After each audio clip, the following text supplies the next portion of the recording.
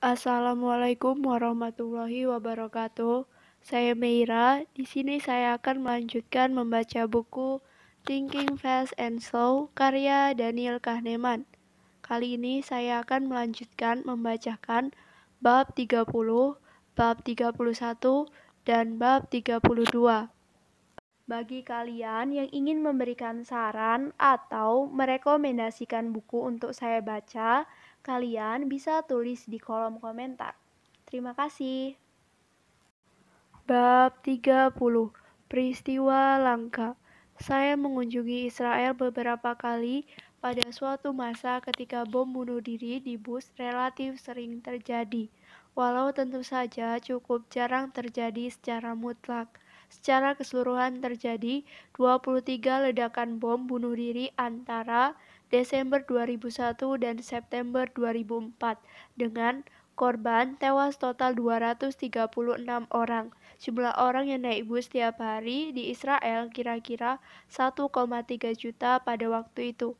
Bagi sembarang penumpang bus, resikonya sangat kecil, tapi bukan itu yang dirasa masyarakat. Orang menghindari bus sebisa mungkin dan banyak penumpang yang terus-menerus mengawasi penumpang lain yang membawa barang atau memakai pakaian tebal yang bisa menyembunyikan bom. Saat tidak dapat banyak kesempatan berpergian dengan bus karena biasanya menyetir sendiri mobil sewaan. Tapi saya kaget ketika menemukan bahwa perilaku saya sendiri juga terpengaruh. Saya dapati bahwa saya jadi tidak suka berhenti di sebelah bus di lampu merah dan langsung ngebut meninggalkan bus ketika lampu menyala hijau. Saya malu pada diri sendiri karena saya tahu lebih banyak.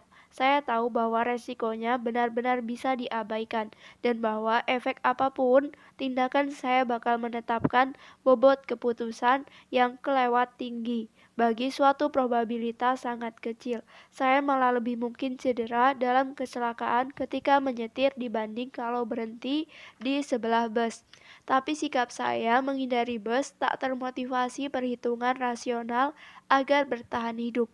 Yang mendorong saya adalah pengalaman saat itu. Berada di sebelah bus membuat saya berpikir mengenai bom. Dan pemikiran itu tak nyaman. Saya menghindari bus karena ingin memikirkan hal lain saja. Pengalaman saya menjelaskan bagaimana terorisme bekerja dan mengapa terorisme efektif sekali. Karena memicu kucuran ketersediaan, gambar kematian dan kerusakan yang sangat mencolok, yang terus-menerus diperkuat perhatian media dan sering ada dalam percakapan menjadi sangat tersedia, terutama jika dikaitkan dengan situasi tertentu seperti kehadiran bus. Pancingan emosionalnya bersifat asosiatif, otomatis, dan tak terkendali, serta menghasilkan dorongan melakukan tindakan perlindungan. Sistem 2 boleh jadi tahu bahwa probabilitasnya rendah, tapi pengetahuan itu tidak menghasilkan ketidaknyamanan yang muncul sendiri dan keinginan menghindarinya. Sistem 1 tak bisa dimatikan. Emosinya bukan hanya tak proporsional dengan probabilitas, melainkan juga tak peka dengan tingkat probabilitas pastinya. Umpama dua kota diperingatkan mengenai keberadaan pelaku bom bunuh diri. Warga satu kota diberitahu bahwa dua pelaku bom bunuh diri siap beraksi. Warga kota lain diberitahu ada satu pelaku. Resiko mereka lebih rendah, tapi apa mereka merasa lebih aman? Banyak toko di New York City menjual tiket lotre, dan bisnis lotre lancar. Psikologi lotre berhadiah besar serupa dengan psikologi terorisme. Kemungkinan menang hadiah besar yang mengasyikkan tersebar di masyarakat dan diperkuat percakapan di tempat kerja dan di rumah. Pembelian tiket lotre langsung disertai imbalan berupa fantasi menyenangkan, sebagaimana menghindari bus langsung disertai imbalan rasa lega dan tak takut lagi. Di kedua kasus, probabilitas sebenarnya tidaklah penting, hanya kemungkinan yang penting. Rumusan asli teori prospek mencakup argumen bahwa peristiwa-peristiwa yang sangat jarang terjadi itu diabaikan atau diberi bobot berlebihan. Tapi argumen itu belum menunjukkan syarat-syarat terjadinya salah satu dari dua kemungkinan itu, juga belum mengajukan tafsir psikologisnya. Pandangan saya sekarang terhadap bobot keputusan banyak dipengaruhi riset terbaru terhadap peran emosi dan hayalan kuat dalam pembuatan keputusan. Pembobotan berlebihan hasil berpeluang kecil berakar di fitur-fitur sistem satu yang sekarang sudah kita akrabi. Emosi dan hayalan kuat mempengaruhi kemudahan berpikir, ketersediaan, dan penilaian probabilitas, sehingga bisa menjelaskan mengapa kita berlebihan menghadapi beberapa peristiwa langka yang tak kita abaikan. Taksiran dan pembobotan berlebihan. Menurut pertimbangan Anda, berapa probabilitas Presiden Amerika Serikat berikutnya berasal dari dua partai terbesar? Berapa uang yang akan Anda bayarkan untuk ikut bertaruh dengan hadiah $1.000 jika Presiden Amerika Serikat berikutnya bukan dari dua partai terbesar dan tidak dapat hadiah kalau hasilnya selain itu? Kedua pertanyaan itu berbeda tapi jelas saling berhubungan. Pertanyaan pertama meminta Anda menaksir probabilitas suatu peristiwa yang kecil kemungkinannya terjadi. Pertanyaan kedua meminta Anda memberi bobot keputusan kepada peristiwa yang sama berupa uang taruhan. Bagaimana cara orang membuat penilaian dan memberi bobot keputusan? Kita mulai dari dua jawaban sederhana yang kita selidiki. Inilah kedua jawaban yang terlalu sederhana itu. Orang membesar-besarkan probabilitas peristiwa yang kecil kemungkinannya terjadi. Orang membesar-besarkan peristiwa yang kecil kemungkinannya terjadi dalam membuat keputusan. Walau taksiran berlebihan dan pembobotan berlebihan adalah dua fenomena yang berbeda, mekanisme psikologis yang sama terlibat pada keduanya. Perhatian yang terfokus bias, konfirmasi, dan kemudahan kognitif. Deskripsi spesifik memicu mekanisme asosiatif sistem 1.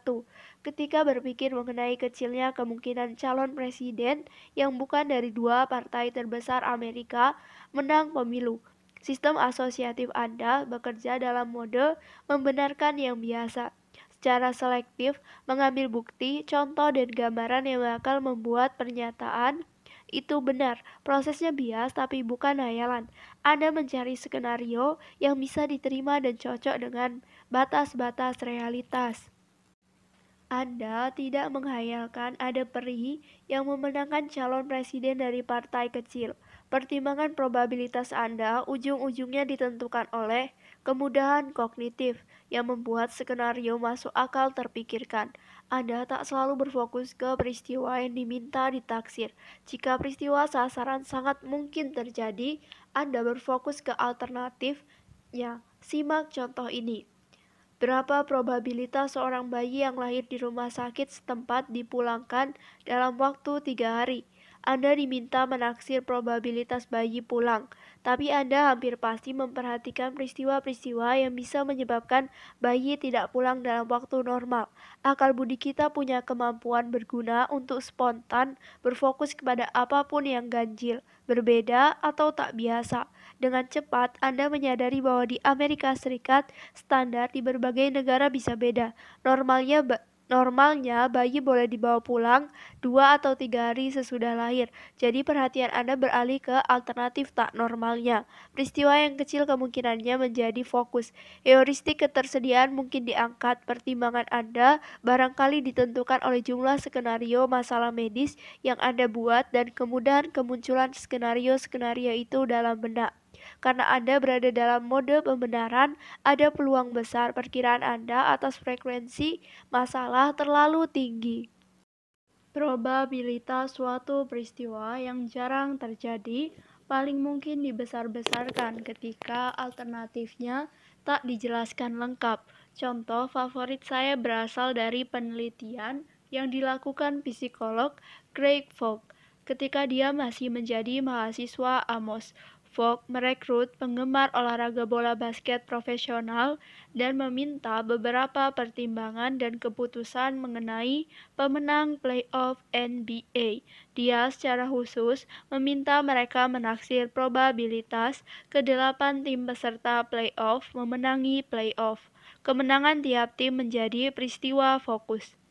Anda pasti bisa menebak yang terjadi, tapi besarnya efek yang diamati Fogg boleh jadi mengejutkan Anda.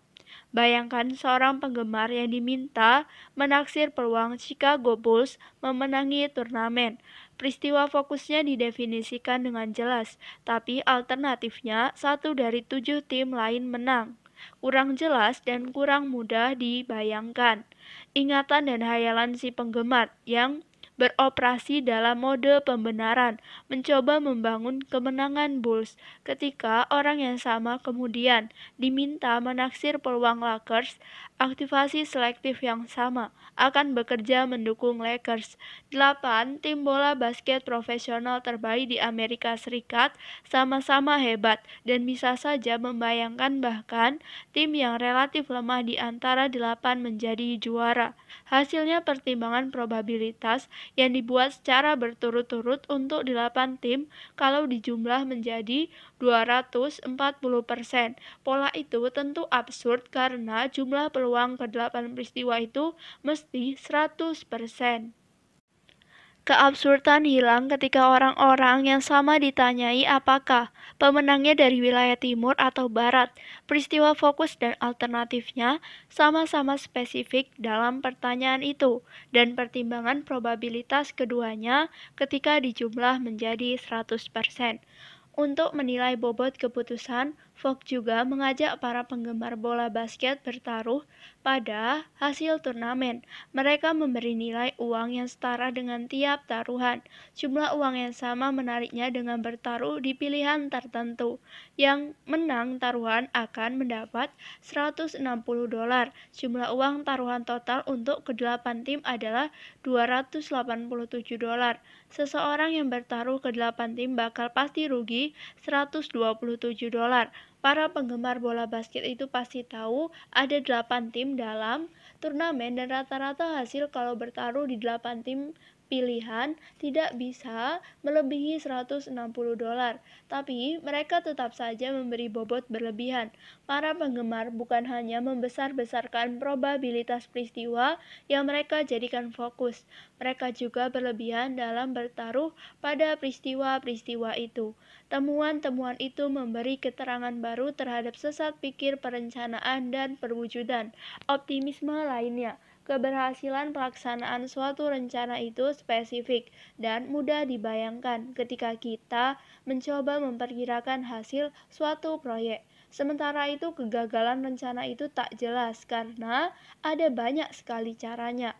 Wira swasta dan investor yang mengevaluasi prospek rawan, membesar-besarkan peluang, dan memberi bobot berlebihan pada perkiraan. Hasil mencolok. Seperti telah kita lihat, teori prospek berbeda dengan teori utilitas dalam hubungan yang diusulkan antara probabilitas dan bobot keputusan. Dalam teori utilitas, bobot keputusan dan probabilitas itu sama. Bobot keputusan suatu kepastian adalah 100% dan bobot peluang 90%, tepat 90,9 kali lebih besar daripada bobot keputusan untuk peluang 10%. Dalam teori prospek, variasi probabilitas berefek lebih kecil pada bobot keputusan. Satu percobaan yang sudah saya sebutkan menemukan bahwa bobot keputusan untuk peluang 90% adalah 71,2 dan bobot keputusan untuk peluang 10% adalah 18,6. Rasio antara kedua probabilitas itu 9,0, tapi rasio antara kedua bobot probabilitasnya hanya 3,83, menandakan kepekaan yang kurang terhadap probabilitas kepada probabilitas dalam kisaran itu. Di kedua teori, bobot keputusan hanya bergantung kepada probabilitas, bukan hasil. Kedua teori memprediksi bahwa bobot keputusan untuk peluang 90% sama dengan mendapat $100, menerima selusin mawar, atau tersetrum listrik. Prediksi teoritis itu terbukti keliru. Para psikologi di University of Chicago mempublikasikan artikel dengan judul menarik Money, Case, and Electric Shocks on the Affective Psychology of Risk. Yang mereka temukan adalah bahwa penilaian perjudian lebih tak sensitif terhadap probabilitas ketika hasil fiktif bersifat emosional, bertemu dan mencium bintang film favorit Anda, atau terkena setruman yang menyakitkan, tapi tak berbahaya, dibanding kalau hasilnya berupa keuntungan atau kerugian uang, itu bukan temuan yang terisolasi. Menggunakan pengukuran fisiologis seperti laju denyut jantung, peneliti-peneliti lain telah menemukan bahwa rasa takut akan menghadapi setruman listrik pada intinya tak berkorelasi dengan peluang tersetrum. Kemungkinan tersetrum saja sudah memicu seluruh tanggapan rasa takut. Tim Chicago menyatakan bahwa penggambaran bermuatan afeksi mengalahkan tanggapan terhadap probabilitas. 10 tahun kemudian, satu tim psikolog di Princeton menantang kesimpulan itu. Tim Princeton berpendapat bahwa kepekaan rendah terhadap probabilitas yang telah diamati untuk hasil emosional itu normal. Perjudian dengan uang adalah pengecualian. Kepekaan terhadap probabilitas relatif tinggi dalam perjudian dengan uang, karena punya nilai harapan yang pasti. Berapa jumlah uang yang sama menarik dengan tiap pertaruhan berikut. A. Peluang 84% mendapat $59. B. Peluang 84% menerima selusin mawar merah dalam vas kaca. Apa yang Anda perhatikan? Perbedaan yang menonjol adalah bahwa pertanyaan A jauh lebih mudah daripada pertanyaan B. Anda tak berhenti untuk menghitung nilai harapan pertaruhan, tapi barangkali Anda segera tahu bahwa nilainya tak jauh dari $50. Sebenarnya $49,56. Dan perkiraan tak jelas itu sudah cukup untuk menyediakan jangkar yang berguna selagi Anda mencari besar hadiah uang tunai yang sama menariknya. Jangkar seperti itu tak tersedia untuk pertanyaan B, sehingga pertanyaan B jadi lebih sukar dijawab. Para responden juga menaksir jumlah uang padanan pertaruhan dengan peluang 21% mendapat kedua hasil. Seperti diperkirakan, perbedaan antara pertaruhan dengan probabilitas tinggi dan rendah jauh lebih menonjol untuk uang dibanding mawar. Untuk menyokong argumen mereka bahwa ketidakpekaan terhadap probabilitas tak disebabkan emosi, tim Princeton membandingkan kesediaan membayar untuk menghindar perjudian. Peluang 21% atau peluang 84% menghabiskan satu akhir minggu mengecat apartemen 3 kamar milik orang lain. Peluang 21% atau peluang 84% membersihkan 3 bilik di kamar mandi asrama sesudah dipakai selama satu akhir minggu. Hasil kedua jelas lebih emosional daripada yang pertama, tapi bobot keputusan untuk kedua hasil tak berbeda. Rupanya intensitas emosi bukan jawabannya. Percobaan lain memberi hasil yang mengejutkan. Para peserta percobaan menerima informasi harga tersurat bersama kata-kata penjelasan hadiah. Contohnya, peluang 84% mendapat selusin mawar merah dalam vas kaca, harganya $59. Peluang 21% mendapat selusin mawar merah dalam vas kaca, harga $59. Mudah saja menaksir nilai uang harapan dalam pertaruhan-pertaruhan itu, tapi menambahkan nilai uang spesifik tidak mengubah hasilnya. Evaluasi tetap tak peka terhadap probabilitas. Bahkan dalam kondisi seperti itu, orang yang menganggap hadiah itu sebagai peluang mendapat mawar tak menggunakan informasi harga sebagai jangkar di evaluasi pertaruhan. Seperti kadang dikatakan ilmuwan, ini temuan mengejutkan yang mau memberitahu kita sesuatu. Cerita apakah yang mau diberitahunya? Saya percaya ceritanya adalah bahwa penggambaran hasil yang kaya dan tajam, emosional atau tidak, mengurangi peran probabilitas dalam evaluasi prospek yang tak pasti. Hipotesis itu menggagal satu prediksi yang cukup saya yakini, menambah perincian tak relevan tapi jelas ke satu hasil moneter juga mengganggu perhitungan. Bandingkan jumlah uang padanan yang Anda perkirakan untuk hasil-hasil berikut. Peluang 21% atau 84% menerima $59 Senin depan.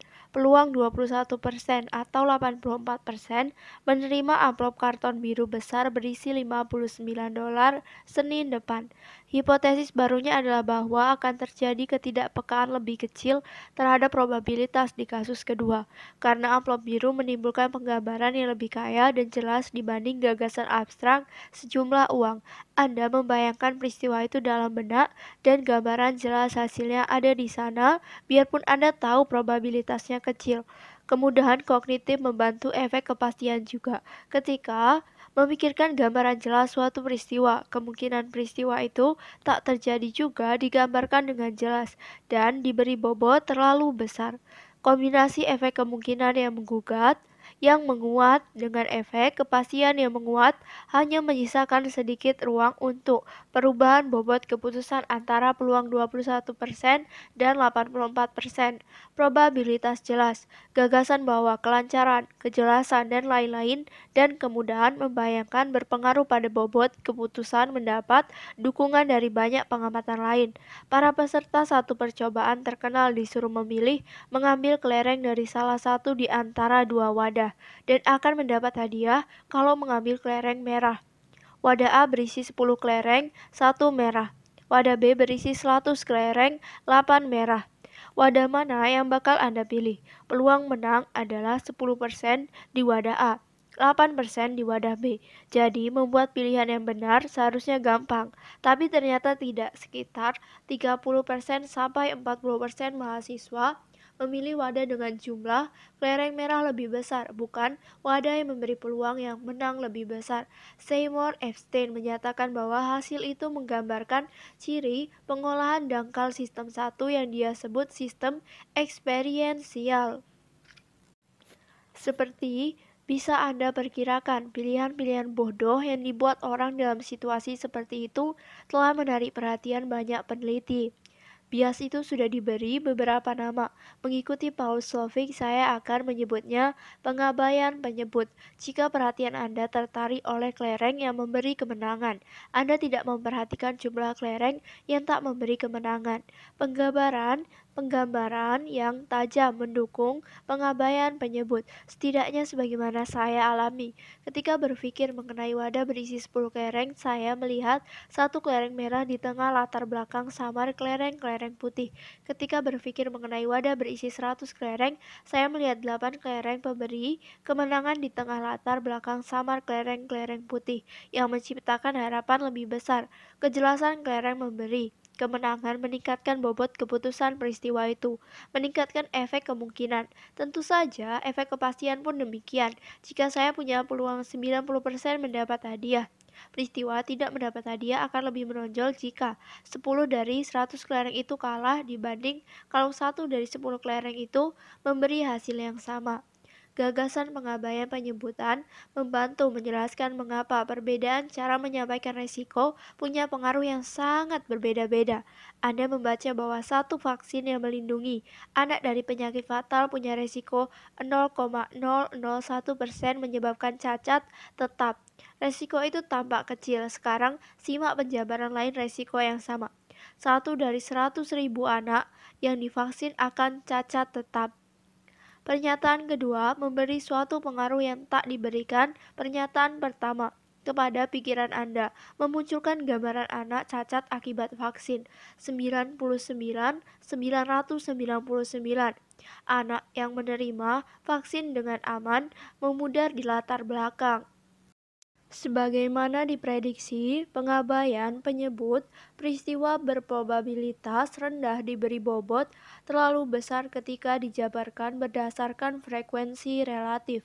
Berapa jumlah dibanding kalau dinyatakan secara lebih abstrak dengan peluang, resiko, atau probabilitas beberapa kemungkinan. Seperti telah kita lihat, sistem 1 lebih mampu menangani individu daripada kategori.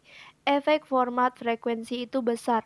Di satu penelitian, Orang-orang yang melihat informasi mengenai satu penyakit yang membunuh 1.286 dari tiap 10.000 orang menganggapnya lebih berbahaya daripada suatu penyakit yang membunuh 24,14% populasi.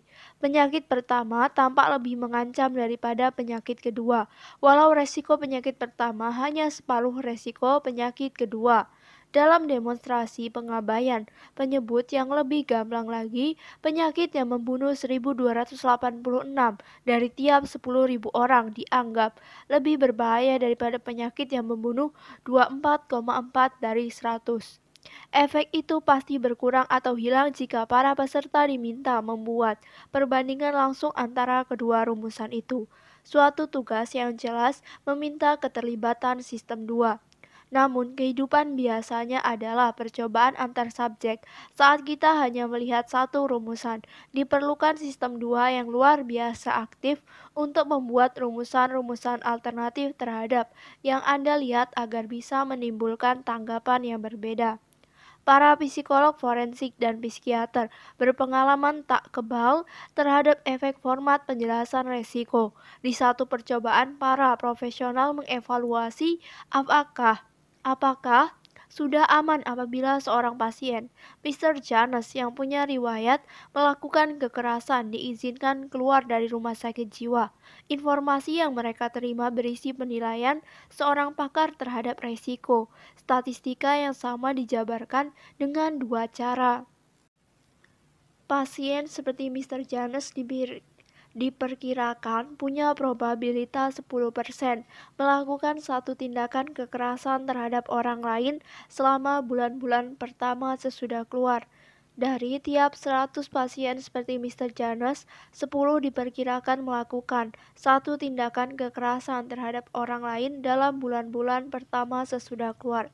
Para profesional yang melihat format frekuensi hampir 2 kali lebih mungkin melarang Mr. Janes keluar, 41% dibanding 21% dalam format probabilitas. Penjabaran yang lebih tajam menghasilkan bobot keputusan yang lebih tinggi untuk probabilitas yang sama. Kekuatan format menciptakan kesempatan manipulasi yang diketahui oleh orang-orang yang berkepentingan.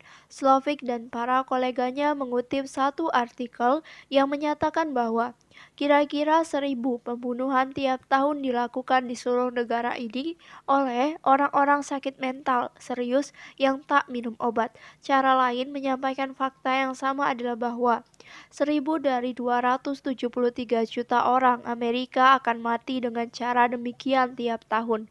Cara lain lagi, kemungkinan tahunan terbunuh oleh orang semacam itu kira-kira 0,00036%. Satu lagi, 1.000 orang Amerika akan mati dengan cara seperti itu tiap tahun, atau kurang daripada 1/30 jumlah orang yang akan mati karena bunuh diri, dan sekitar 1/4 jumlah orang yang akan mati karena kanker tenggorokan. Slovic menunjukkan bahwa yang menyatakan lumayan terbuka mengenai motivasi mereka. Mereka mau menakut-nakuti masyarakat umum dengan kekerasan oleh orang yang mengalami gangguan mental, dengan harapan rasa takut itu akan menjadi peningkatan pendanaan untuk perawatan kesehatan jiwa. Seorang pengacara ulang yang ingin menimbulkan keraguan terhadap bukti DNA tak akan memberitahu juri bahwa peluang kecocokan palsu ada 0,1%. Pernyataan bahwa kecocokan palsu terjadi pada 1 dari tiap 1.000 kasus jauh lebih mungkin melampaui batas keraguan. Anggota juri yang mendengar kata-kata itu diajak membuat gambaran bahwa orang yang duduk di depan mereka di ruang sidang dituduh secara keliru karena bukti DNA yang cacat. Tentu saja jaksa penuntut akan memilih kerangka lebih abstrak, berharap memenuhi kepala juri dengan angka pecahan. Keputusan dari kesan global. Bukti menunjukkan hipotesis bahwa fokus perhatian dan sifat menonjol mendorong perkiraan berlebihan atas peristiwa-peristiwa yang jarang terjadi dan pembobotan berlebihan atas hasil-hasil yang kecil kemungkinannya. Sifat menonjol diperkuat dengan sekedar penyebutan peristiwa itu saja. ketajamannya dan format penjabaran probabilitasnya. Tentu saja ada kekecualian ketika fokus terhadap suatu peristiwa tidak menaikkan probabilitasnya. Kasus-kasus ketika suatu teori yang keliru membuat suatu peristiwa tampak mustahil, bahkan ketika kita memikirkannya. Atau kasus-kasus ketika ketidakmampuan membayangkan apakah suatu hasil akan terjadi membuat kita yakin hasil itu tak akan terjadi. Bias ke arah taksiran dan pembobotan berlebihan, peristiwa-peristiwa menonjol bukan aturan mutlak, tapi besar dan kuat. Akhir-akhir ini ada banyak Akhir-akhir ini ada banyak perhatian terhadap studi pilihan dari pengalaman yang mengikuti aturan yang berbeda dengan pilihan dari deskripsi yang dianalisis teori prospek. Para pelaku dalam percobaannya menghadapi dua tombol. Ketika dipencet, tiap tombol menghasilkan hadiah uang atau tak menghasilkan apa-apa, dan hasilnya dipilih secara acak berdasarkan spesifikasi prospek tertentu. Contoh, peluang 5% untuk mendapat $12 atau peluang 95% untuk mendapat $1. Prosesnya murni acak, jadi tak ada jaminan bahwa sampel yang peserta lihat itu tepat dengan penjelasan statistik. Nilai harapan yang terkait dengan kedua tombol persis sama, tapi salah satunya lebih beresiko, lebih beragam dibanding yang lain. Contoh, satu tombol bisa menghasilkan $10 di 5% pemencetan dan tombol lain menghasilkan $1 di 50% pemencetan. Pilihan dari pengalaman diterapkan dengan melibatkan peserta dalam percobaan berulang-ulang ketika dia bisa mengamati konsekuensi memencet satu tombol atau yang lainnya. Pada tes utama, dia memilih satu dari dua tombol dan dia mendapat hasil dari tes itu. Pilihan dari deskripsi diterapkan dengan menunjukkan deskripsi verbal prospek beresiko yang terkait dengan tiap tombol, seperti peluang 5% untuk mendapat $12 kepada peserta dan meminta peserta memilih satu tombol. Sebagaimana diperkirakan teori prospek, pilihan dari kecil mendapat bobot terlalu besar. Pilihan dari deskripsi menghasilkan efek kemungkinan.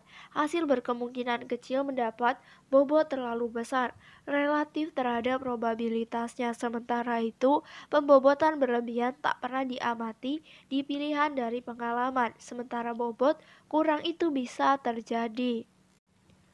Situasi pilihan dari pengalaman dalam percobaan itu dimaksudkan untuk mewakili banyak situasi ketika kita terpapar berbagai hasil dari sumber yang sama. Restoran yang biasanya lumayan kadang-kadang bisa menyajikan hidangan yang hebat atau buruk. Teman Anda biasanya asik, tapi kadang-kadang suasana hatinya buruk atau dia jadi agresif. California rawan gempa, tapi gempa jarang terjadi. Hasil banyak percobaan memberi kesan bahwa peristiwa-peristiwa yang jarang terjadi tidak diberi bobot berlebihan ketika kita membuat keputusan seperti memilih restoran atau mengikat mesin pemanas agar mengurangi kerusakan akibat gempa. Penafsiran atas pilihan dari pengalaman belum tuntas, tapi ada kesempatan umum mengenai satu penyebab utama pemberian bobot terlalu kecil atas peristiwa-peristiwa yang jarang terjadi. Dalam percobaan maupun dunia nyata, banyak peserta tak pernah mengalami peristiwa langka. Sebagian besar warga California tak pernah mengalami gempa besar, dan pada 2007 tak ada bankir yang pernah mengalami krisis keuangan dahsyat secara pribadi. Ralph Hertwig dan Ido Aref menulis bahwa peluang peristiwa langka seperti meletusnya gelembung perumahan menerima bobot lebih kecil daripada yang layak diterapkan berdasarkan probabilitas objektif. Hertwig dan Aref menunjukkan tanggapan lemah masyarakat terhadap ancaman lingkungan jangka panjang sebagai contoh. Contoh-contoh pengabaian itu penting sekaligus mudah dijelaskan, tapi pembobotan terlalu kecil juga terjadi kalau orang sudah mengalami peristiwa langka. Umpama Anda punya pertanyaan rumit yang mungkin dapat dijawab dua kolega Anda. Anda sudah kenal mereka selama bertahun-tahun dan sudah mendapat banyak kesempatan untuk mengamati dan memahami sifat mereka. Adele lumayan konsisten dan biasanya suka menolong. Walau tidak menonjol, Brian biasanya tidak ramah dan suka menolong seperti Adele. Tapi kadang dia bisa memberi banyak sekali waktu dan saran. Siapa yang akan Anda dekati? Pikirkan dua kemungkinan pandangan terhadap keputusan ini. Ini adalah pilihan antara dua pertaruhan. Ada lebih dekat dengan kepastian. Prospek Brian lebih mungkin memberi hasil yang agak kurang. Dan dengan peluang kecil mendapat hasil sangat bagus. Peristiwa langka itu akan diberi bobot berlebihan oleh efek kemungkinan, sehingga membuat Anda cenderung memilih Brian. Ini adalah pilihan antara kesan umum Anda terhadap Adele dan Brian. Pengalaman baik dan buruk yang Anda dapat dikumpulkan dalam penggambaran Anda terhadap perilaku normal mereka, kecuali kalau peristiwa langkahnya sangat ekstrim, sehingga muncul secara terpisah dalam benak. Misalnya Brian pernah menghina seorang kolega yang minta bantuannya. Norma akan bias ke arah contoh tipikal dan baru, sehingga membuat Anda memilih Adele. Dalam akal budi dua sistem, tafsir kedua tampak jauh lebih bisa diterima. Sistem satu membuat representasi global Adele dan Brian yang mencakup sikap emosional dan kecenderungan untuk mendekat atau menjauh. Selain perbandingan antara kedua kecenderungan itu, tak ada lagi yang diperlukan untuk menentukan pintu kantor siapa yang akan Anda ketuk. Peristiwa langka tak akan diberi bobot berlebihan, kecuali kalau muncul secara eksplisit dalam benak Anda. Penerapan gagasan yang sama ke percobaan pilihan dari pengalaman itu cukup gamblang, selagi diamati ketika memunculkan hasil demi hasil. Dua tombol jadi memiliki kepribadian terintegrasi yang disangkut tanggapkan emosional. Kondisi-kondisi ketika peristiwa langka diabaikan atau diberi bobot berlebihan sudah lebih dipahami sekarang dibanding ketika teori prospek sedang dirumuskan. Peluang suatu peristiwa langka akan sering tapi tak selalu dibesar-besarkan karena bias pembenaran pada ingatan. Ketika berpikir mengenai peristiwa itu, Anda mencoba membuatnya benar dalam pikiran. Suatu peristiwa yang jarang terjadi akan diberi bobot berlebihan jika sangat menarik perhatian. Perhatian tersendiri bisa dijamin ketika prospeknya dijabarkan secara eksplisit. Peluang 99% mendapat $1.000 dan peluang 1% tak mendapat apa-apa. Kekhawatiran obsesif, bus di Yerusalem, gambaran tajam mawar, representatif konkret 1 dari 1.000, dan pengingat eksplisit seperti dalam pilihan dari deskripsi menyebabkan pembobotan berlebihan. Dan ketika tak ada pembobotan berlebihan terjadi pengabaian. Dalam hal probabilitas langka, akal budi kita tak dirancang untuk bekerja cepat. Bagi penghuni planet yang bisa menghadapi peristiwa yang belum pernah dialami siapapun, itu bukan kabar baik.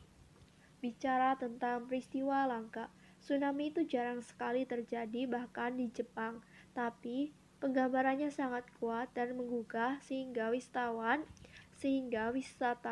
cenderung membesar-besarkan probabilitasnya. Ini daur bencana yang biasa, mulai dengan membesar-besarkan dan memberi bobot berlebihan, lalu terjadi pengabaian. Seharusnya kita jangan berfokus ke satu skenario atau kita akan membesar-besarkan probabilitasnya. Mari buat alternatif yang spesifik dan buat jumlah probabilitas mencapai 100%. Mereka mau orang khawatir dengan resiko itu. Oleh karenanya mereka jelaskan resiko itu sebagai satu kematian per 1.000. Mereka mengandalkan pengabaian penyebutan. Bab 31. Kebijakan resiko. Umpama Anda menghadapi pasangan soal berikut. Pertama-tama pelajari kedua soal itu, lalu buatlah pilihan. Soal 1. Pilih antara A. Pasti mendapat $240, B. Peluang 25% mendapat $1.000 dan peluang 75% tak mendapat apa-apa. Soal 2. Pilih antara C. Pasti kehilangan $750 atau D. Peluang 75% kehilangan $1.000 dan peluang 25% tak kehilangan apa-apa.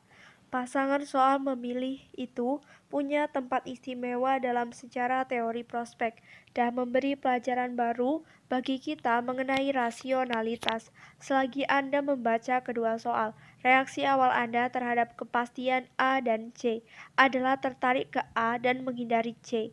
Evaluasi emosional pasti untung, dan pasti rugi adalah reaksi otomatis sistem satu yang jelas terjadi sebelum perhitungan yang lebih berat dan bisa terjadi atau tidak. Atas kehilangan harapan kedua, pertaruhan yaitu keuntungan $250 dan kerugian $750. Pilihan sebagian besar adalah orang sesuai dengan prediksi sistem satu dan mayoritas lebih memilih A dibanding B dan D dibanding C. Seperti di banyak pilihan lain yang melibatkan probabilitas moderat atau tinggi, orang cenderung menghindari resiko di wilayah keuntungan dan mengambil resiko di wilayah kerugian. Dalam percobaan asli yang dilaksanakan Amos dan saya, 73% responden memilih A di soal 1 dan D di soal 2, dan hanya 3% yang memilih kombinasi B dan C. Anda diminta memeriksa kedua pilihan sebelum memilih, dan barangkali Anda melakukan itu. Tapi satu hal yang pasti Anda tak lakukan.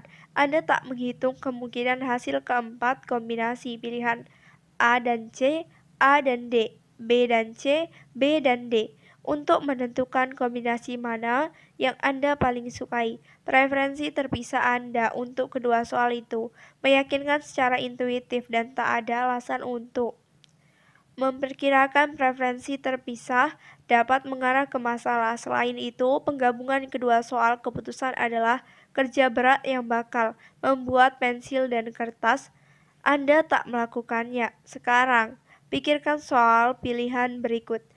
A, D. Peluang 25% mendapat $240 dan peluang 70% kehilangan $760. B, C. Peluang 25% mendapat $250 dan peluang 75% kehilangan $750.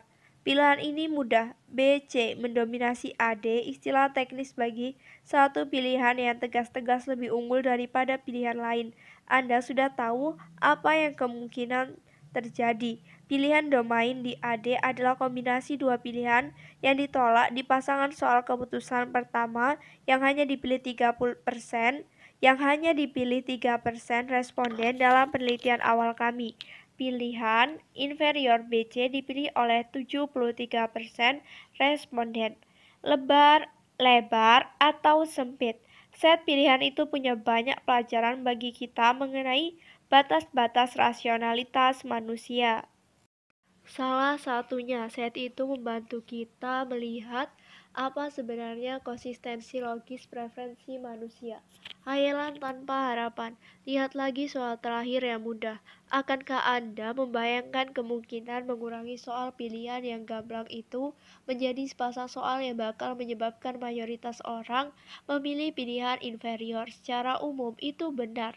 Tiap pilihan sederhana yang dirumuskan dalam untung dan rugi bisa diurai dengan berbagai cara menjadi kombinasi pilihan, menghasilkan preferensi yang mungkin tak konsisten. Contoh itu juga menunjukkan bahwa menghindari resiko dalam keuntungan dan mengambil resiko dalam kerugian bisa mahal biayanya. Kedua sikap tersebut membuat Anda bersedia membayar premi untuk mendapat keuntungan pasti dibanding menghadapi perjudian, dan juga bersedia membayar premi dalam nilai harapan untuk menghindari kerugian pasti. Kedua pembayaran keluar dari kantong yang sama, dan ketika Anda menghadapi kedua jenis masalah sekaligus, sikap yang saling bertentangan itu kecil kemungkinannya optimal. Ada dua cara menganalisis tahapan keputusan 1 dan 2. Pertama, pembingkaian sempit satu rangkaian dua keputusan sederhana dipertimbangkan secara terpisah. Kedua, pembingkaian lebar satu keputusan koherensif dengan 4 pilihan. Pembingkaian lebar jelas unggul dalam kasus ini. Memang pembingkaian lebar akan unggul atau setidaknya tidak kalah di tiap kasus ketika beberapa keputusan dipertimbangkan bersama-sama. Bayangkan, daftar lebih panjang berisi 5 keputusan sederhana dua pilihan untuk dipertimbangkan secara bersamaan. Bingkai lebar komprehensif terdiri atas satu pemilihan dengan 32 pilihan. Pembingkaian sempit akan menghasilkan satu rangkaian dari 5 pilihan sederhana urutan 5 pilihan akan menjadi satu dari 32 pilihan bingkai lebar. Apakah akan lebih baik? Barangkali Tapi kecil kemungkinannya pelaku rasional tentu akan melakukan pemikaian lebar. Tapi sifat dasar manusia adalah pemikaian sempit. Ideal konsistensi logis seperti yang ditunjukkan contoh ini tidak bisa dicapai oleh akal budi kita yang terbatas karena rawan mengalami WYSIATI dan tak suka bekerja keras secara mental. Kita cenderung membuat keputusan saat masalah muncul, bahkan ketika kita khusus diinstruksikan mempertimbangkan semuanya bersama-sama. Kita tidak punya kecenderungan dan sumber daya mental untuk menegakkan konsistensi preferensi. Dan preferensi kita tak ditetapkan secara ajaib agar koheren sebagaimana dalam model pelaku rasional. Masalah Samuelson. Paul Samuelson yang hebat, seorang raksasa di antara para ahli ekonomi abad ke-20, pernah bertanya kepada seorang teman, apakah si teman mau bertaruh lempar koin dengan kemungkinan kehilangan $100 atau mendapat $200. Temannya menjawab, saya tidak akan bertaruh karena merasa bakal kehilangan $100 lebih berat daripada mendapat $200. Tapi saya mau kalau kamu janjikan saya boleh bertaruh seperti itu 100 kali. Kecuali Anda ahli teori keputusan, barangkali Anda juga punya intuisi seperti teman Samuelson bahwa memainkan perjudian yang sangat menguntungkan tapi beresiko berkali-kali mengurangi resiko subjektif.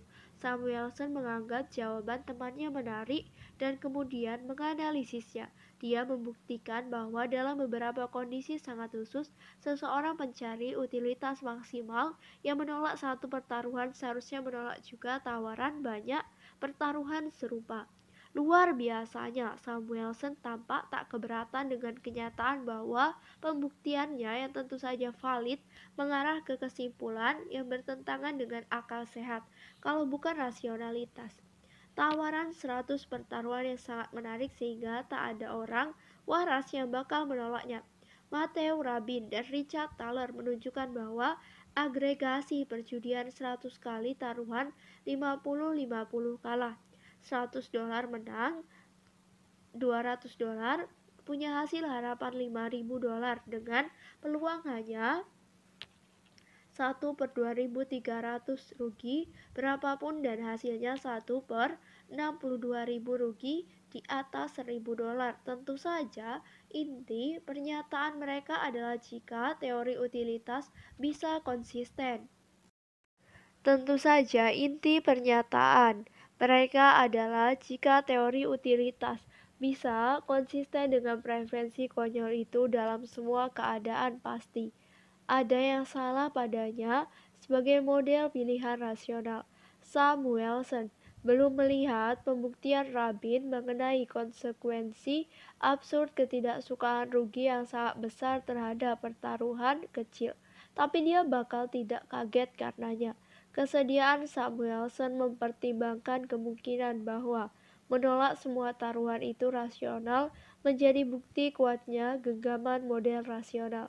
Mari kita umpamakan bahwa suatu fungsi nilai sangat sederhana menjabarkan preferensi teman Samuelson, sebut saja dia Sam, untuk menunjukkan ketidaksukaan ruginya. Pertama-tama, saya menulis ulang pertaruhan itu sesudah mengalihkan tiap kerugian dengan 2.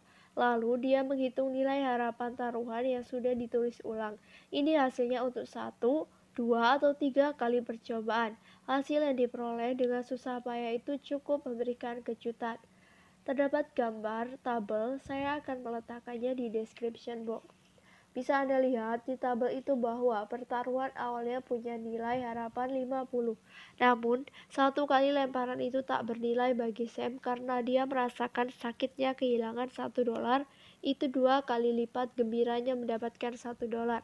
Sesudah menulis ulang pertaruhan itu agar mempertimbangkan ketidaksukaan ruginya akan Sam, temukan bahwa nilai pertaruhan itu 0. Sekarang pertimbangkan 2 kali lempar koin. Peluang rugi turun jadi 25%. Nilai 2 hasil ekstrim kehilangan 200 atau mendapat 400 saling meniadakan. Keduanya sama mungkin dan kerugian diberi bobot 2 kali lipat keuntungan. Tapi hasil tengahnya sekali rugi, sekali untung itu positif sehingga pertaruhan itu secara keseluruhan bernilai positif. Anda sekarang bisa lihat ongkos pembingkaian sempit dan ajaibnya kumpulan pertaruhan. Ada dua pertaruhan mendapatkan tawaran itu pada dua kesempatan berbeda. Sam akan menolak keduanya, namun jika dia gabungkan kedua tawaran bersama-sama nilainya $50. Keadaannya makin baik ketika tiga pertaruhan digabungkan.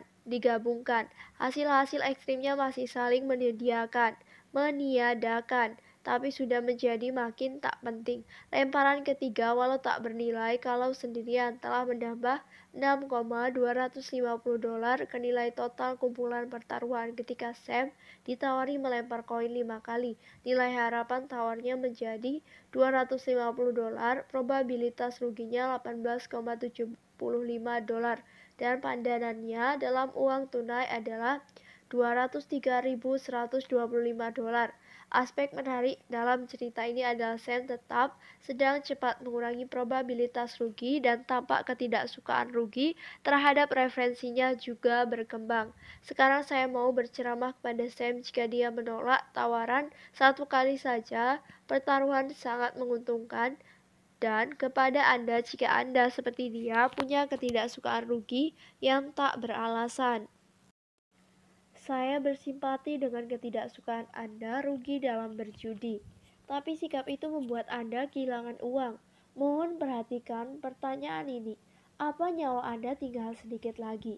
Apakah ini tawaran terakhir pertaruhan kecil menguntungkan yang akan Anda pertimbangkan? Tentu saja kecil kemungkinannya Anda ditawari pertaruhan persis seperti itu lagi, tapi Anda akan dapat banyak kesempatan untuk mempertimbangkan pertaruhan-pertaruhan menarik dengan taruhan yang sangat kecil dibanding kekayaan Anda.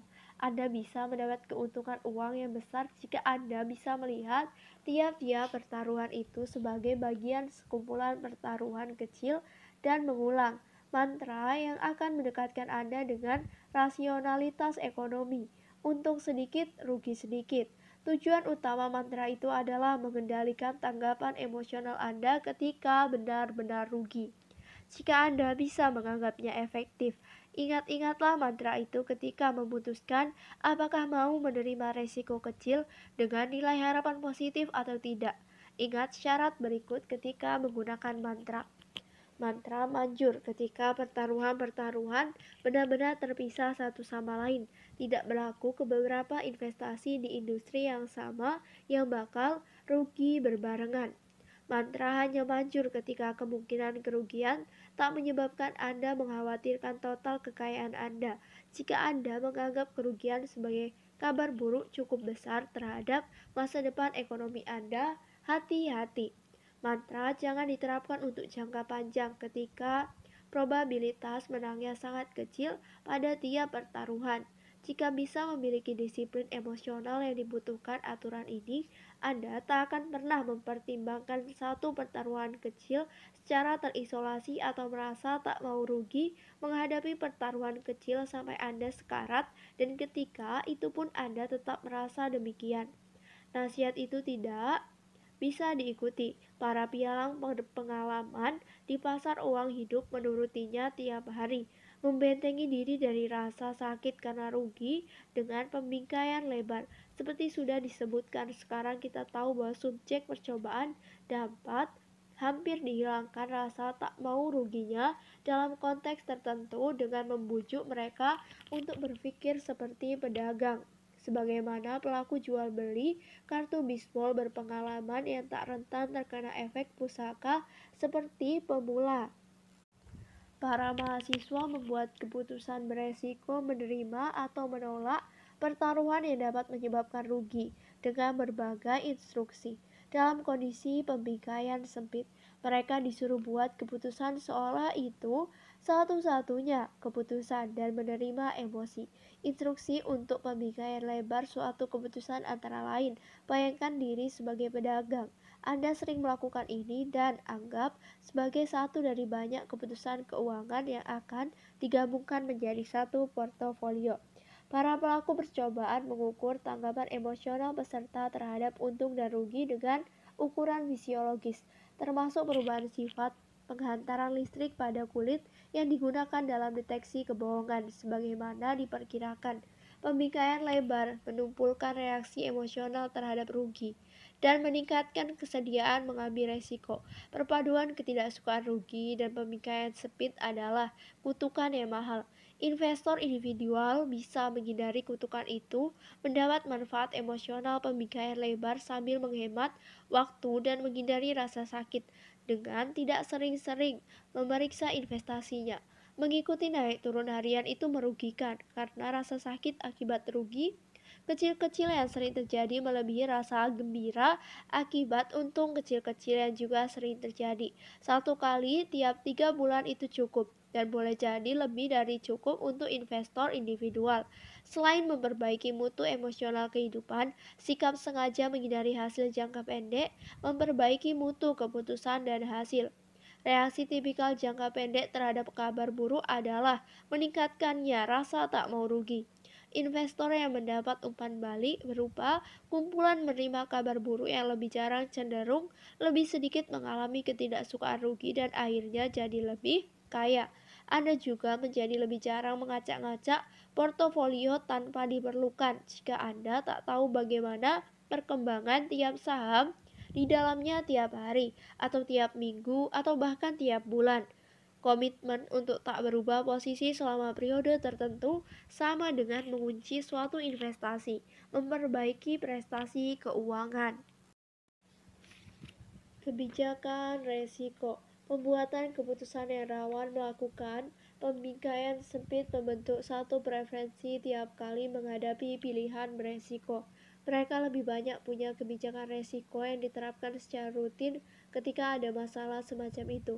Contoh kebijakan resiko yang familiar adalah selalu ambil yang pembayaran klaimnya paling besar ketika membeli asuransi, dan jangan pernah membeli perpanjangan garansi. Kebijakan resiko adalah bingkai lebar dalam contoh-contoh asuransi.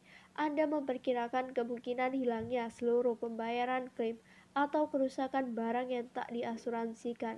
Perkara yang relevan adalah kemampuan Anda mengurangi atau menyingkirkan rasa sakit karena kerugian yang sewaktu-waktu terjadi dengan berpikir bahwa kebijakan yang menyebabkan hampir pasti akan menguntungkan secara finansial dalam jangka panjang.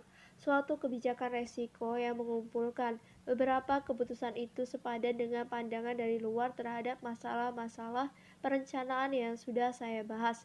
Pandangan dari luar menggeser fokus dari hal-hal spesifik dalam situasi sekarang ke statistika hasil dalam situasi-situasi serupa.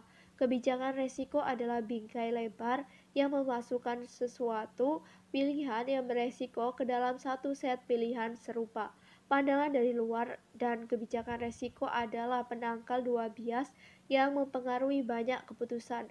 Optimisme berlebihan dalam sesat pikir perencanaan dan waspada berlebihan akibat ketidaksukaan rugi. Dua bias itu saling berlawanan. Optimisme berlebihan melindungi individu dan organisasi dari efek ketidaksukaan rugi yang melumpuhkan. Ketidaksukaan rugi melindungi dari optimisme berlebihan. Hasilnya lumayan nyaman bagi pembuat keputusan.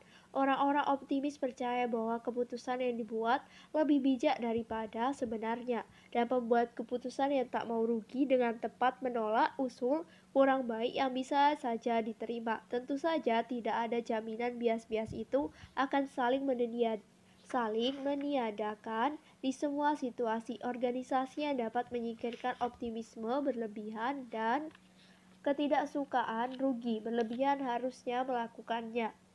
Paduan pedagang dari luar dan kebijaksanaan. Paduan pandangan dari luar dan kebijakan resiko harus menjadi tujuan. Richard Thaler memberitahu saya mengenai satu diskusi mengenai pembuatan keputusan antara dia dan manajer tertinggi 25 divisi suatu perusahaan besar. Dia meminta para manajer mempertimbangkan satu pilihan beresiko yang bisa menyebabkan mereka kehilangan sejumlah besar uang yang mereka kendalikan atau mendapat uang 2 kali lipat jumlah itu dengan probabilitas kedua pilihan yang sama besar. Tak seorang pun yang mau mengikuti pertaruhan berbahaya itu. Thaler lalu beralih ke CEO perusahaan yang juga hadir dan meminta pendapatnya. Tanpa ragu, sang CEO menjawab, "Saya mau mereka semua menerima resikonya." Dalam konteks percakapan itu, wajar jika CEO memakai bingkai lebar yang mencakup ke-25 pertaruhan. Seperti Sam yang menghadapi 100 lemparan koin, sang CEO dapat mengandalkan agregasi statistik untuk mengurangi resiko keseluruhan. Bicara tentang kebijakan resiko, katakan kepadanya supaya berpikir seperti pedagang untuk sedikit rugi sedikit. Saya memutuskan mengevaluasi portofolio saya sekali saja tiap 3 bulan. Saya terlalu tak suka rugi kalau harus membuat keputusan sudah melihat naik turunnya harga harian. Mereka tak pernah membeli perpanjangan garansi, itu kebijakan resiko mereka. Tiap eksekutif kami tak mau rugi dalam wilayahnya sendiri.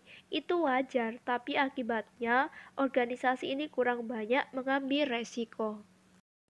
Bab 32. Mencatat skor.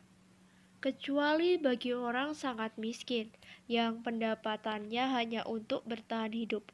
Motivator utama pencarian uang tak mesti ekonomi. Bagi hartawan yang mencari tambahan 1 miliar, bahkan bagi peserta proyek ekonomi percobaan yang mengincar tambahan $1 uang, hanya perwakilan untuk nilai dalam skala harga diri dan prestasi, ganjaran dan hukuman, janji dan ancaman. Semua ada dalam kepala kita. Dengan seksama, kita mencatat skor semuanya. Semua hal itu membentuk preferensi kita dan memotivasi tindakan kita. Seperti insentif yang disediakan di lingkungan sosial. Alhasil kita menolak, menyetop kerugian kita ketika tindakan tersebut sama dengan mengakui kegagalan.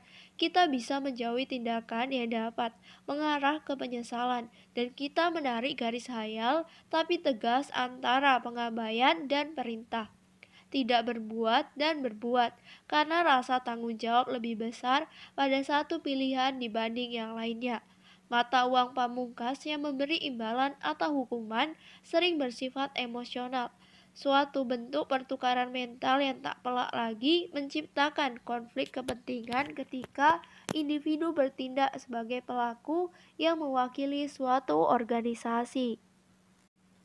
Rekening mental. Richard Thaler selama bertahun-tahun kagum dengan analogi antara dunia akuntansi dan rekening mental yang kita gunakan untuk menata dan menjalankan hidup kita dengan hasil yang kadang konyol dan kadang membantu sekali. Ada beberapa jenis rekening mental. Kita menaruh uang kita di berbagai rekening yang kadang berwujud fisik dan kadang hanya berwujud mental. Kita punya uang belanja, tabungan umum, tabungan pendidikan anak, dan dana darurat kesehatan. Ada hierarki jelas dalam kesediaan kita mengambil uang dari rekening-rekening itu untuk memenuhi kebutuhan. Kita menggunakan rekening untuk mengendalikan diri seperti dalam menyusun anggaran rumah tangga, membatasi konsumsi harian kopi espresso, atau menambah waktu untuk berolahraga. Seringkali kita membayar untuk mengendalikan diri. Contohnya menaruh uang di rekening tabungan sambil tetap berutang dengan kartu kredit. Ekon dalam model pelaku rasional tidak menggunakan akuntansi mental. Mereka punya pandangan komprehensif atas semua hasil dan didorong oleh insentif sempit yang membuat segala urusan bisa dikendalikan dan dikelola oleh akal budi yang terbatas. Rekening mental digunakan secara lunas untuk mencatat skor. Ingat bahwa pegolf profesional memukul lebih baik kalau menghindari bogey daripada kalau mengejar birdie. Satu kesimpulan yang bisa kita ambil adalah bahwa pegolf terbaik membuat rekening terpisah untuk tiap lubang. Mereka tak hanya menggunakan satu rekening untuk keberhasilan secara keseluruhan. Satu contoh ironis yang Thaler ceritakan di satu artikel awal tetap menjadi salah satu gambaran terbaik mengenai cara akuntansi mental mempengaruhi perilaku. 2. Penggemar berat olahraga berencana berpergian sejauh 40 mil untuk menonton satu pertandingan bola basket. Salah seorang membayar sendiri tiketnya, yang lainnya baru mau membeli tiket tapi dia lalu diberi tiket gratis oleh seorang teman. Badai salju diumumkan akan terjadi pada malam pertandingan. Di antara kedua pemegang tiket, yang mana yang lebih mungkin menembus badai salju untuk menonton pertandingan? Jawabannya segera didapat. Kita tahu bahwa penggemar olahraga yang membayar sendiri tiketnya lebih mungkin pergi menembus badai. Akuntansi mental memberi penjelasannya. Kita berasumsi bahwa kedua penggemar membuka rekening mental untuk pertandingan yang mereka ingin tonton. Kalau gagal menonton, rekening akan ditutup dengan saldo negatif. Tanpa peduli bagaimana cara mendapatkan tiket, keduanya akan kecewa, tapi saldo akhir jelas lebih negatif bagi yang beli tiket dan sudah mengeluarkan uang tapi tidak menonton pertandingan. Karena tetap di rumah itu lebih buruk bagi orang ini, dia lebih termotivasi untuk menonton pertandingan sehingga lebih mungkin berusaha menembus badai. Itulah perhitungan tersirat neraca emosional, seperti yang biasa dilakukan sistem satu tanpa disengaja. Emosi yang orang kaitkan dengan keadaan rekening mental tidak diakui dalam teori ekonomi standar. Ekon bakal menyadari bahwa tiket sudah dibayar dan tidak bisa dikembalikan. Biayanya sudah tertanam dan si Ekon tak bakal peduli apakah dia sudah membeli sendiri tiket pertandingan atau mendapatkannya dari teman jika Ekon punya teman. Untuk menerapkan perilaku rasional itu, kiranya sistem 2 harus sadar mengenai kemungkinan sebaliknya. Apa saya masih bakal menyetir menembus badai salju kalau tiketnya saya dapatkan gratis dari teman? Diperlukan akal budi yang aktif dan disiplin untuk mengajukan pertanyaan sukar itu. Satu kesalahan yang terkait menjangkiti investor individual ketika menjual saham dari portofolionya. Anda butuh uang untuk biaya pernikahan putri Anda dan harus menjual sebagian saham. Anda ingat harga beli tiap saham dan bisa mengingat mana yang harganya naik yang bernilai lebih tinggi sekarang daripada harga belinya dulu. Dan yang harganya turun di antara saham yang Anda miliki. Blueberry Tiles termasuk yang naik. Jika menjualnya sekarang, Anda akan untung $5.000. Anda juga punya saham Tiffany Motors yang sekarang $5.000 di bawah harga beli awal. Harga kedua saham stabil dalam beberapa minggu terakhir, yang mana yang lebih mungkin Anda jual. Satu cara yang bisa diterima untuk merumuskan pemilihannya adalah seperti ini. Saya dapat menutup rekening Blueberry Tiles dan mendapat kesuksesan dalam catatan prestasi saya sebagai investor, atau saya dapat menutup rekening Tiffany Motor dan mendapat kegagalan dalam catatan prestasi saya. Yang mana yang bakal saya lakukan jika soalnya dibingkai sebagai pemilihan antara memberi kesenangan atau rasa menjadi investor hebat? Sebagaimana bisa diperkirakan, riset keuangan telah mendokumentasikan preferensi besar untuk menjual saham yang harganya naik dibanding yang turun. Bias yang telah diberi label besar efek disposisi. Efek disposisi adalah satu contoh pembingkaian sempit. Investor telah membuat rekening untuk tiap saham yang dia beli, dan dia ingin menutup tiap rekening dengan saldo positif. Pelaku rasional bakal punya pandangan menyeluruh atas portofolio dan menjual saham yang paling kecil kemungkinannya menghasilkan keuntungan pada masa depan, tanpa mempertimbangkan saham itu naik atau turun harganya. Amos memberitahu saya mengenai satu percakapan dengan seorang penasihat keuangan yang menanyakan daftar lengkap saham di portofolio Amos, termasuk harga beli tiap saham. Ketika Amos balik bertanya, "Bukankah seharusnya itu tidak penting?" Si penasihat keuangan terlihat heran. Rupanya dia selalu percaya bahwa keadaan rekening mental adalah hal yang sah dipertimbangkan. Tebakan Amos mengenai kepercayaan si penasihat keuangan barangkali benar, tapi Amos salah ketika mengesampingkan harga beli. Harga beli memang penting dan harus dipertimbangkan bahkan oleh Ekon. Efek disposisi oleh bias yang mahal karena pertanyaan menjual saham yang harganya naik atau turun punya jawaban jelas, dan bukannya tak berpengaruh. Jika lebih peduli dengan kekayaan Anda dibanding emosi, Anda akan menjual saham Tiffany Motor yang merugikan dan megang saham Blueberry Tiles yang menguntungkan. Setidaknya di Amerika Serikat, pajak memberi insentif kuat Realisasi rugi mengurangi pajak, sementara menjual saham yang menguntungkan malah dikenai pajak. Fakta dasar kehidupan keuangan itu diketahui semua investor Amerika dan menentukan keputusan yang mereka buat pada 1 bulan dalam setahun.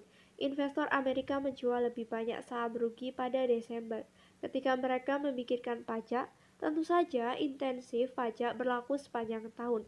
Tapi selama 11 bulan akuntansi mental mengalahkan akal sehat finansial.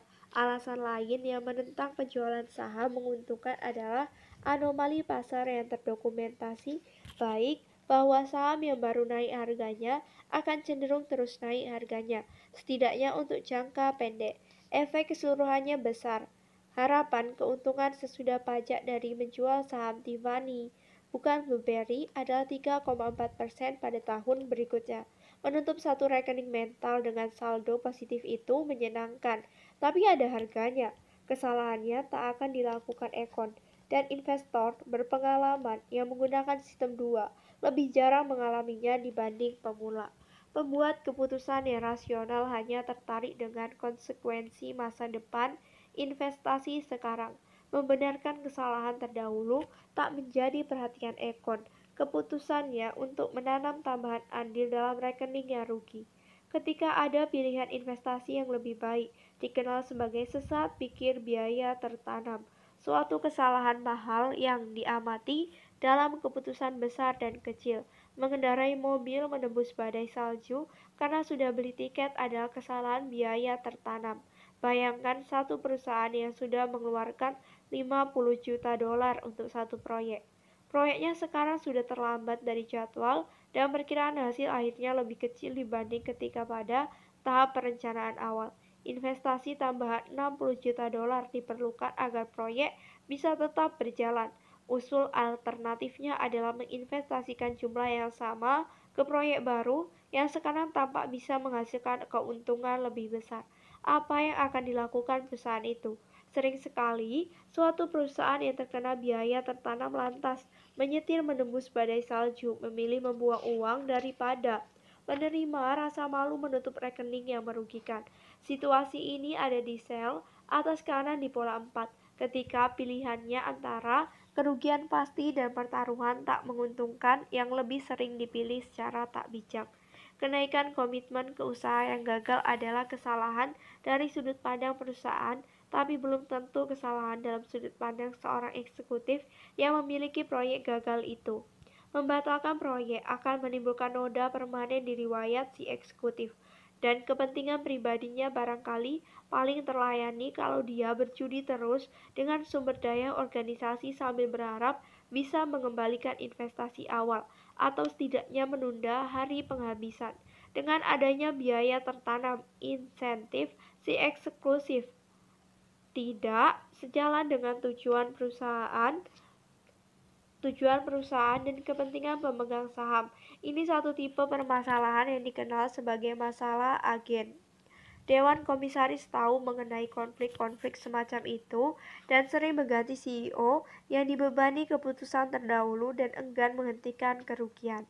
Anggota-anggota Dewan Komisaris tidak mesti percaya bahwa CEO baru lebih kompeten daripada yang digantikannya, tapi mereka tahu dia tidak membawa rekening mental yang sama sehingga bisa lebih mampu mengabaikan biaya tertanam investasi masa lalu dalam mengevaluasi kesempatan terbaru. Sesat pikir biaya tertanam membuat orang berlama-lama dalam pekerjaan yang buruk, pernikahan yang tak membahagiakan, dan proyek penelitian yang tak menjanjikan. Saya sering mengamati ilmuwan-ilmuwan muda berjuang menyelamatkan proyek gagal ketika mereka seharusnya menyetop proyek itu dan memulai proyek baru. Untungnya riset menunjukkan bahwa setidaknya dalam beberapa konteks, sesat pikir itu bisa diatasi. Sesat pikir biaya tertanam dikenali dan diajarkan sebagai kesalahan di kuliah ekonomi dan bisnis. Dan rupanya itu berpengaruh besar. Ada bukti bahwa mahasiswa pasca sarjana di bidang-bidang tersebut lebih bersedia meninggalkan proyek yang gagal dibanding mahasiswa bidang lain. Penyesalan. Penyesalan adalah suatu emosi sekaligus hukuman yang kita berikan pada diri kita sendiri. Rasa takut menyesal adalah faktor di banyak keputusan yang dibuat orang. Jangan lakukan ini, nanti kamu menyesal, adalah peringatan yang umum, dan pengalaman menyesal yang sebenarnya itu akrab dengan kita.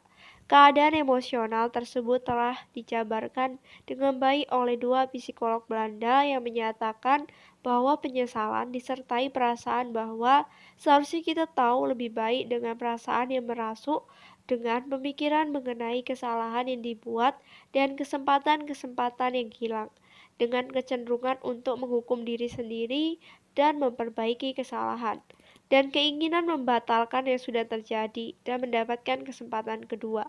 Rasa sesal yang kuat kita alami kalau kita bisa membayangkan dengan mudah melakukan sesuatu yang berbeda dengan yang benar-benar dilakukan. Penyesalan adalah salah satu emosi kontrafaktual yang dipicu ketersediaan alternatif terhadap realitas sesudah tiap kecelakaan pesawat. Ada saja cerita tentang penumpang yang seharusnya tidak berada di pesawat itu, tapi dapat kursi pada saat terakhir, atau dipindah dari pesawat lain, atau mestinya terbang kemarin tapi harus menunda. Ciri umum cerita-cerita menyentuh itu adalah melibatkan peristiwa yang tak biasa. Dan peristiwa tak biasa lebih mudah dibatalkan dalam hayalan dibandingkan peristiwa biasa. Ingatan asosiatif mengandung representasi dunia moral dan aturan-aturannya. Peristiwa tak normal menarik perhatian, juga mengaktifkan gagasan mengenai peristiwa yang kiranya normal dalam keadaan yang sama. Untuk mengerti kaitan penyesalan dan normalitas, simak skenario berikut. Mr. Brown hampir tak pernah memberi tumpangan kepada orang. Kemarin dia memberi tumpangan, lalu dia dirampok. Mr. Smith sering memberi tumpangan kepada orang. Kemarin dia memberi tumpangan, lalu dia dirampok. Di antara keduanya, siapa yang akan merasakan penyesalan lebih besar karena peristiwa itu? Hasilnya tak mengejutkan. 88% responden menjawab Mr. Brown, 12% menjawab Mr. Smith. Penyesalan tak sama dengan menyalahkan. Orang lain ditanyai begini mengenai insiden yang sama. Siapa yang akan dikritik lebih keras oleh orang lain? Hasilnya, Mr. Brown 23%, Mr. Smith 77%. Penyesalan dan menyalahkan sama-sama dipicu perbandingan dengan norma, tapi normanya yang relevannya berbeda. Emosi yang dialami Mr. Brown dan Mr. Smith dikuasai apa yang biasa mereka lakukan terhadap orang yang mencari tumpangan. Memberi tumpangan itu peristiwa abnormal untuk Mr. Brown, dan kebanyakan orang akan memperkirakan dia merasa lebih menyesal. Tapi pengamat yang juga menilai akan membandingkan kedua orang dengan norma konvensional perilaku yang masuk akal dan cenderung menyalahkan Mr. Smith karena sering mengambil resiko tanpa alasan. Kita tergoda menyatakan bahwa Mr. Smith memang selayaknya mengambil hal itu dan Mr. Brown hanya sial. Tapi Mr. Brown lah yang lebih mungkin menghukum diri sendiri karena dia bertindak tak seperti biasa ketika itu. Para pembuat keputusan tahu mereka rawan penyesalan, dan antisipasi terhadap emosi menyakitkan tersebut berperan di banyak keputusan. Hebatnya intuisi mengenai penyesalan itu seragam dan meyakinkan, seperti digambarkan contoh berikut. Paul memiliki saham di perusahaan A. Tahun lalu dia berpikir untuk beralih ke saham di perusahaan B. Tapi tak jadi melakukannya. Sekarang dia tahu bahwa dia bakal lebih untung $1.200 andai dia jadi berganti memegang saham di perusahaan B. George memiliki saham di perusahaan B. Tahun lalu dia beralih ke saham perusahaan A. Sekarang dia tahu bahwa dia bakal lebih untung $1.200 andai dia tetap memegang saham perusahaan B. Siapa yang merasa lebih menyesal? Hasilnya jelas, 8% responden menjawab Paul, 92% menjawab George. Itu mengherankan karena situasi kedua investor secara objektif identik. Keduanya sama-sama memiliki saham A sekarang dan bakal lebih untung yang sama besar andai memiliki saham B.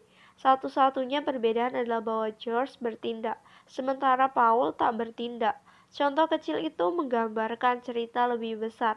Orang memperkirakan akan mengalami reaksi emosional lebih kuat termasuk penyesalan terhadap hasil yang disebabkan karena bertindak ketimbang hasil yang sama ketika disebabkan karena tak bertindak. Hal ini diperkuat dalam konteks judi. Orang berharap lebih bahagia ketika berjudi dan mendapat sejumlah uang dibanding tidak berjudi dan mendapat uang yang sama jumlahnya. Asimetrinya kira-kira sama kuat untuk kerugian dan berlaku untuk sikap menyalahkan juga.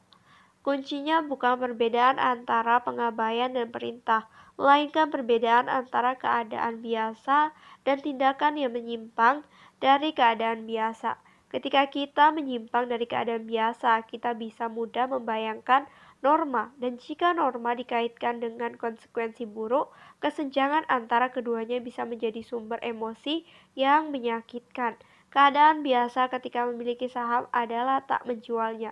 Sementara keadaan biasa ketika bertemu teman pada pagi hari adalah menyapanya. Menjual saham dan tidak menyapa teman adalah penyimpangan dari keadaan biasa dan calon sumber penyesalan atau tindakan menyalahkan. Dalam satu demonstrasi meyakinkan atas kekuatan pilihan standar, para peserta percobaan bermain blackjack di komputer. Beberapa pemain ditanya mau tambah kartu, sementara yang lain ditanya mau tetap pegang kartu-kartu yang sama. Apapun pertanyaannya, jawabannya ya dikaitkan dengan penyesalan yang lebih besar dibanding jawaban tidak jika hasilnya buruk. Pertanyaan itu rupanya memicu jawaban standar, yaitu saya tak punya keinginan kuat untuk melakukannya. Penyimpangan dari yang standarlah yang menghasilkan penyesalan. Situasi lain ketika tindakan menjadi keadaan biasa adalah ketika situasi pelatih tim olahraga yang timnya baru mengalami kekalahan besar pada pertandingan terakhir. Si pelatih diharapkan mengganti pemain atau strategi, dan kegagalan melakukannya akan membuat dia disalahkan atau menyesal. Asimetri dalam resiko penyesalan mendukung pilihan yang konvensional dan menghindari resiko. Bias itu muncul di banyak konteks. Konsumen yang diingatkan bahwa mereka bisa menyesal karena pilihan mereka menunjukkan preferensi yang meningkat ke pilihan konvensional dan lebih memilih merek terkenal daripada yang biasa. Perilaku manajer dana menjelang akhir tahun juga menunjukkan pengaruh persiapan menghadapi evaluasi. Mereka cenderung membersihkan portofolio dari saham yang tak konvensional dan bisa dipertanyakan. Bahkan keputusan hidup mati pun bisa terpengaruh. Bayangkan seorang dokter dengan pasien yang sakit keras. Suatu cara penanganan sesuai dengan standar perawatan normal. Yang lainnya tak biasa. Si dokter punya alasan untuk percaya bahwa penanganan yang tak biasa bisa meningkatkan peluang pasien sembuh, tapi buktinya kurang meyakinkan. Dokter yang mengusulkan penanganan tak biasa menghadapi resiko menyesal, disalahkan, dan mungkin digugat. Dalam kilas balik, lebih mudah kiranya membayangkan pilihan normal, pilihan abnormal akan mudah dibatalkan. Memang, hasil yang baik akan menaikkan reputasi dokter yang berani melakukan hal tak biasa. Tapi, potensi manfaatnya lebih kecil daripada potensi kerugian karena keberhasilan.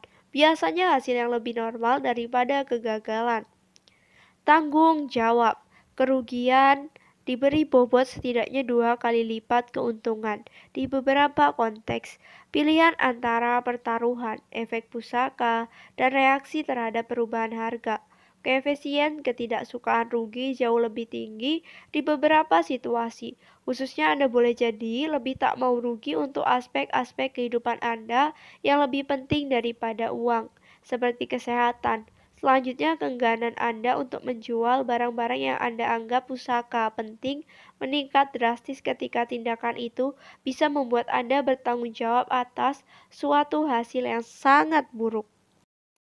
Karya klasik awal Richard Thaler mengenai perilaku konsumen mencakup satu contoh meyakinkan yang dimodifikasi sedikit pada pertanyaan berikut. Anda telah terpapar satu penyakit yang jika menular menyebabkan kematian cepat tanpa rasa sakit dalam 1 minggu. Probabilitas Anda tertular penyakit itu adalah 1/1000. Ada vaksin yang hanya efektif sebelum gejala penyakit itu muncul. Berapa harga maksimal yang bersedia Anda bayar untuk vaksin itu? Kebanyakan orang bersedia membayar jumlah yang cukup besar, tapi terbatas. Menghadapi kemungkinan kematian itu tak enak, tapi resikonya kecil dan tampaknya tak masuk akal kalau habis-habisan menghindarinya. Sekarang lihat variasinya.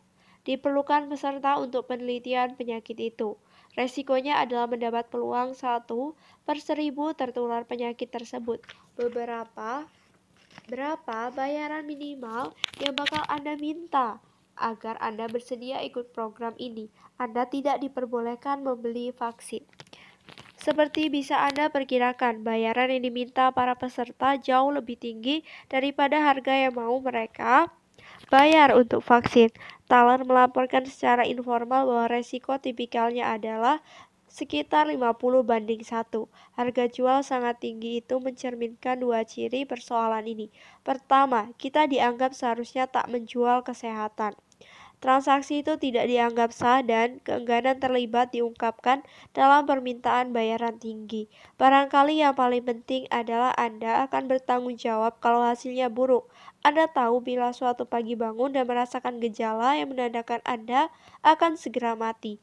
Anda akan merasa lebih menyesal di kasus kedua dibanding yang pertama, karena Anda bisa saja menolak gagasan menjual kesehatan tanpa perlu berhenti untuk memikirkan harga.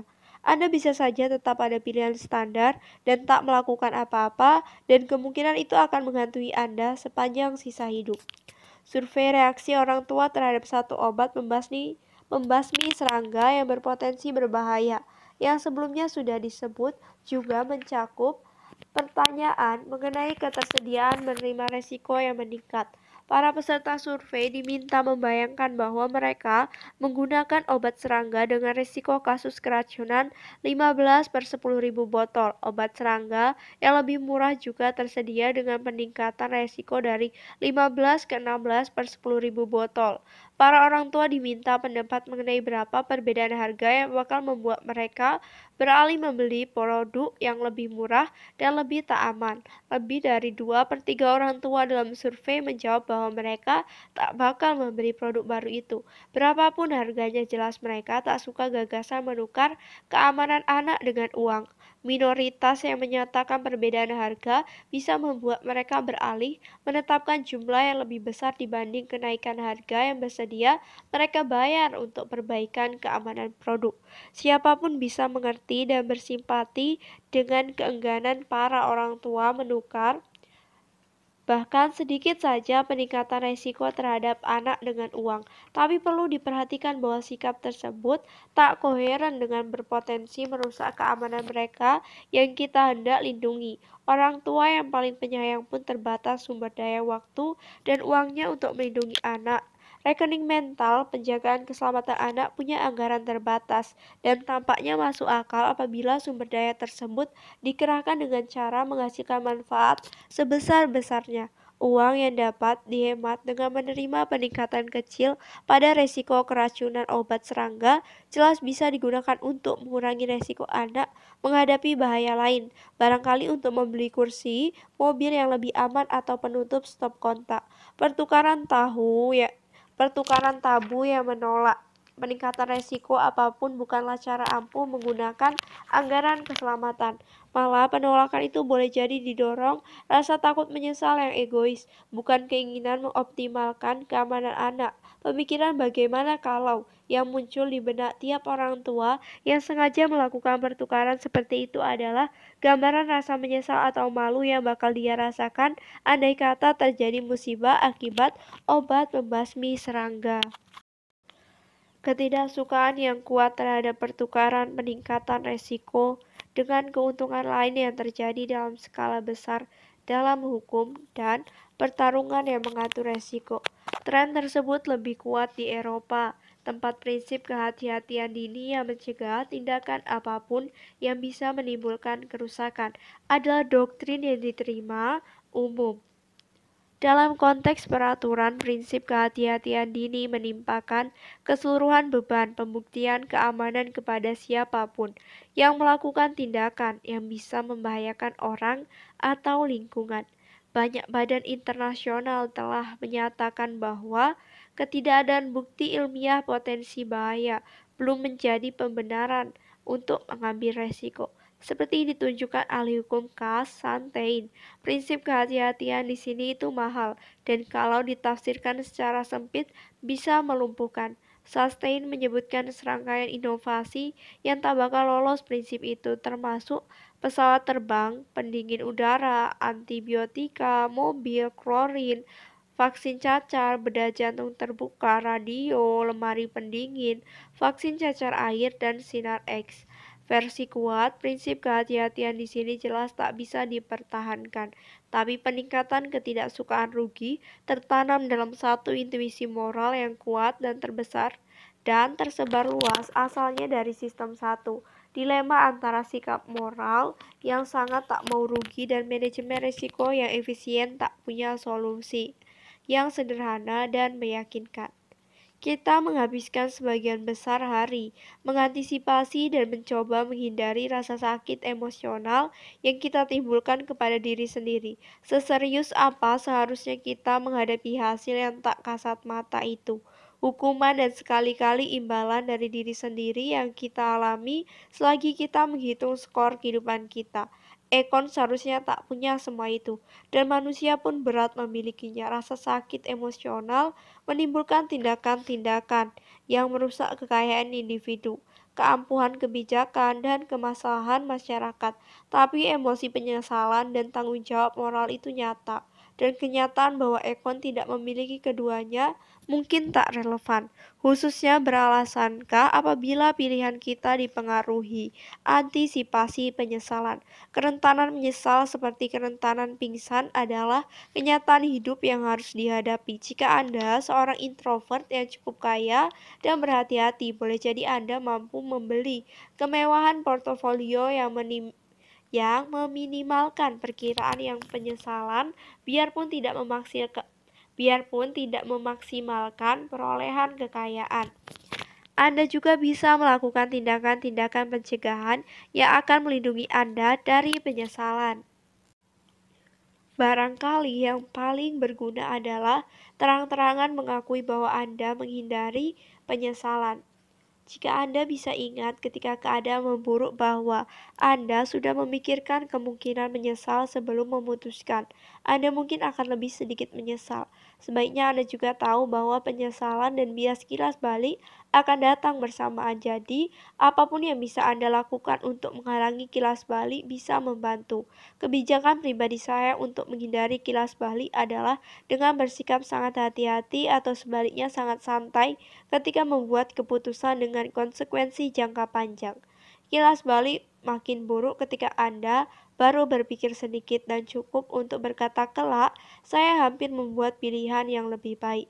Daniel Gilbert dan para koleganya dengan provokatif mengklaim bahwa orang biasanya mengantisipasi lebih banyak penyesalan daripada yang akan mereka benar-benar alami, karena mereka meremehkan kedinamikaan sistem kekebalan psikologis. Saran Gilbert dan kawan-kawan, Anda sebaiknya jangan terlalu memikirkan penyesalan. Kalaupun menyesal nanti, sakitnya akan lebih sedikit daripada yang Anda pikirkan sekarang. Bicara tentang mencatat skor, dia punya rekening mental yang terpisah untuk pembelian tunai dan kredit. Saya terus-terusan mengingatkannya bahwa uang itu, ya uang, kita terus memegang saham. Itu hanya untuk menghindari menutup rekening mental kita dalam keadaan rugi. Ini efek disposisi.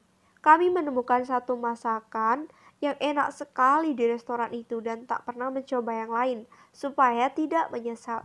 Si penjual menunjukkan kursi mobil yang paling mahal dan dia berkata itu yang paling aman, dan saya jadi tak tega membeli yang lebih murah. Rasanya seperti pertukaran tabu.